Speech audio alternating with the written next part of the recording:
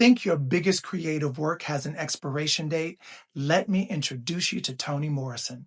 Before she became a Nobel Prize winning cultural giant, before she became required reading in schools across the globe, before beloved, she was a 39-year-old single mother of two working as a book editor in New York City.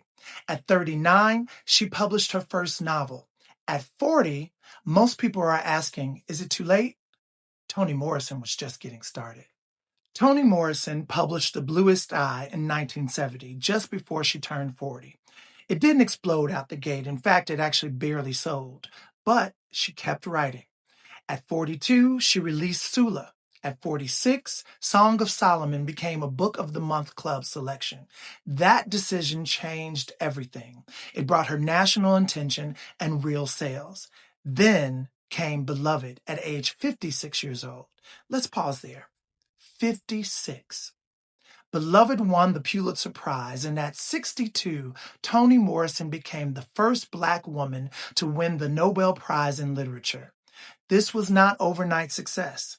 This was disciplined, sustained, creative expansion in her second act. Here's what people don't talk about enough about Toni Morrison. Toni Morrison wrote early in the morning, before work. She has said she wrote around 4 or 5 a.m. while she was raising her children as a single mother. She once said she wrote the books she wanted to read. And as an editor at Random House, she championed other Black writers, including Angela Davis and Muhammad Ali. It was great. She was building culture while building her own craft. That's mindset. That's ecosystem. That's creative business.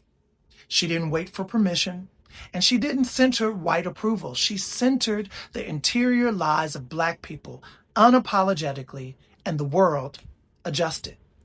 Here is the lesson for all of us over 40.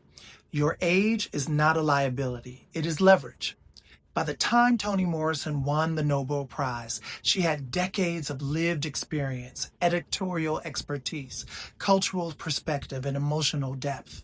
That maturity sharpened her voice. The marketplace did not define her timeline. She defined it. So if you are sitting on a manuscript, a film, a pivot, a reinvention, this is your reminder. Some of the most enduring creative empires are built after 40. Toni Morrison didn't rush. She refined. And in doing so, she did not just write books. She rewrote the canon. This is Creative Trippin, and we are just getting started.